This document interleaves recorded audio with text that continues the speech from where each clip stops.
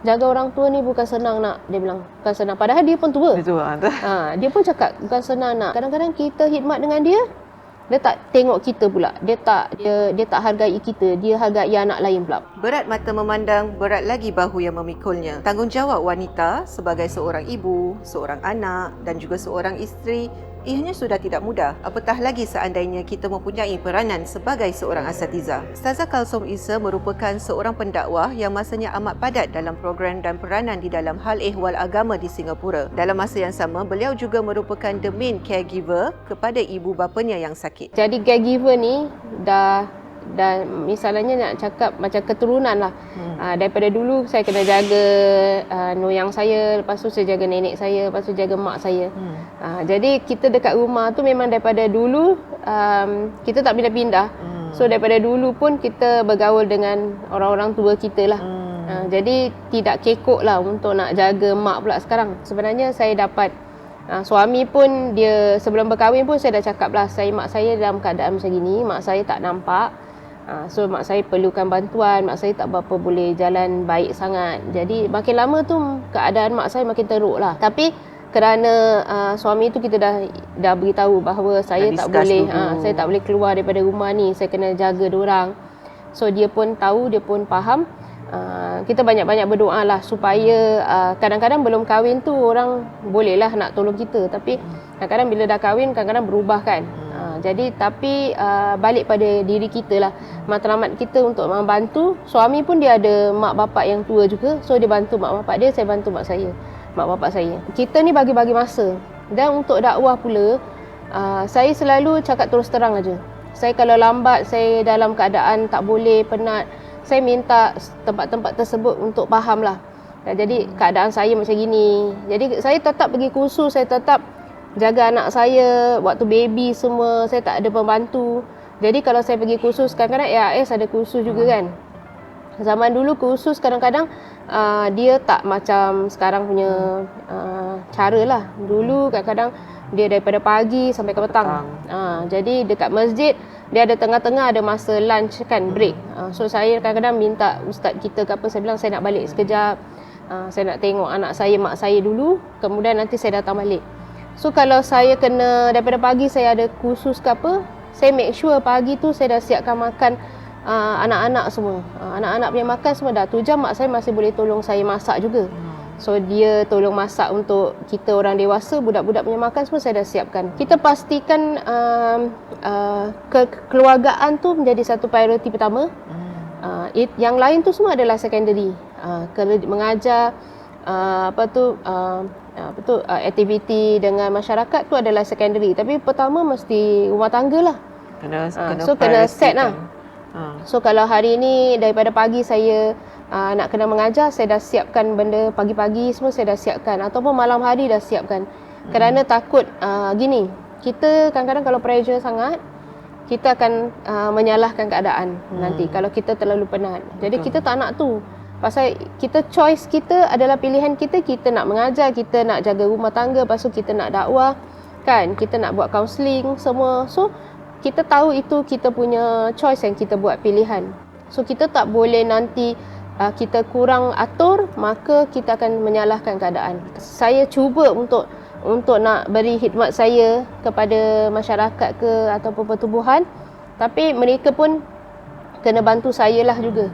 So basically kita bantu-membantu. Bantu betul.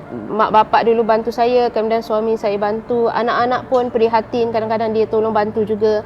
Dia buat kadang-kadang kerja-kerja rumah ke apa kan, dia tolong bila masa dia dah besar lah.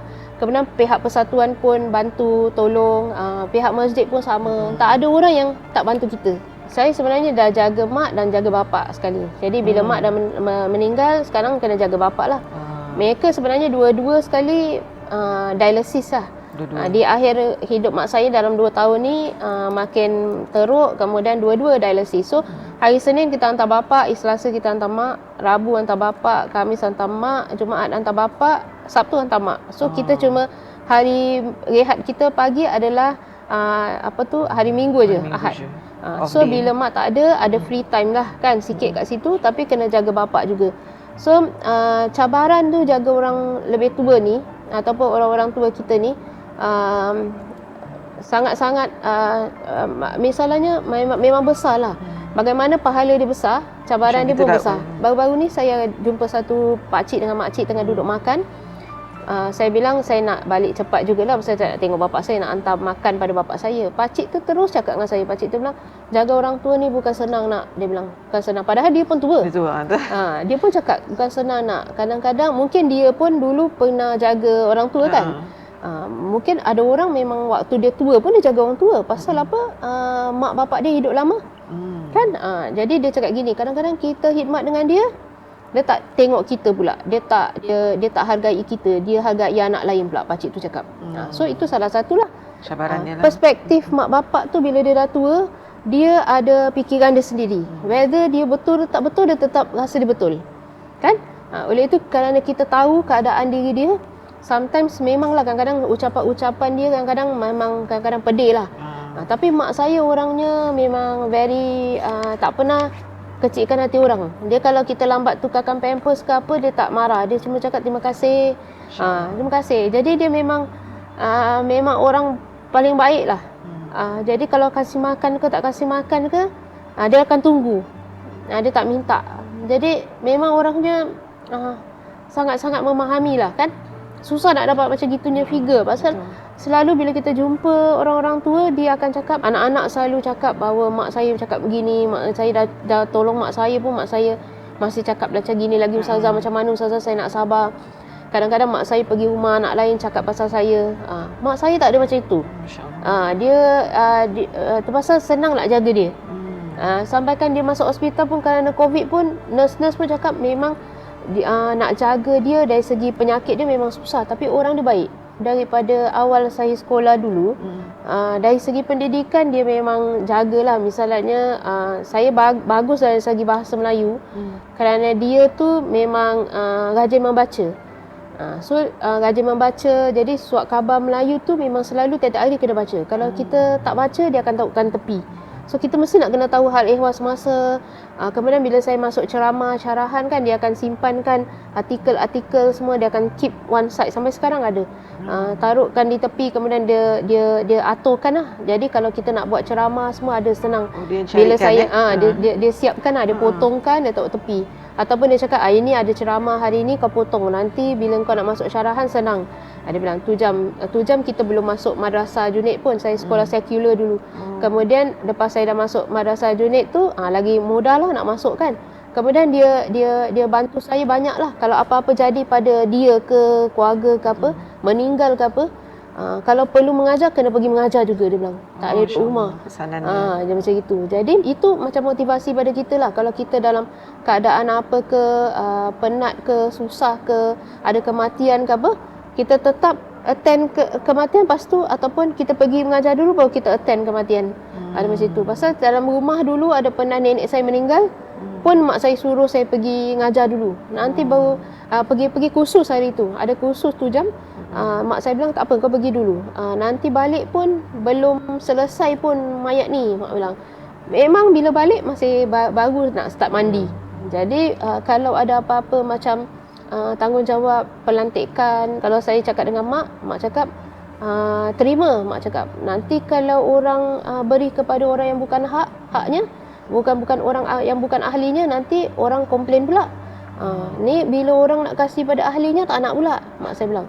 Jadi kalau orang lantik, bukan kita minta lantik, tapi kalau orang melantik kita, buat, mak bilang. Sebabkan itu kadang-kadang bila tengok portfolio saya ada banyak kan.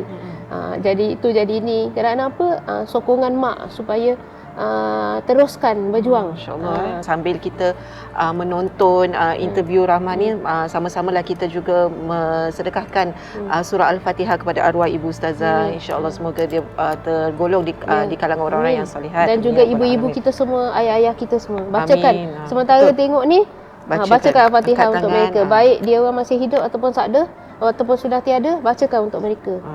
Itu dia pesanan ustazah. Setiap kita ada kejatuhan tu.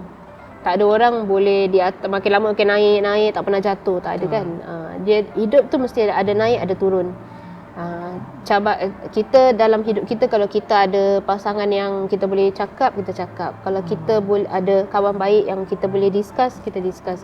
Kalau kita ada mak bapak yang kita boleh juga minta buah fikiran, kita minta. Bila kita menulis, kita menaip sesuatu, kita share sesuatu, tak ada tonasi.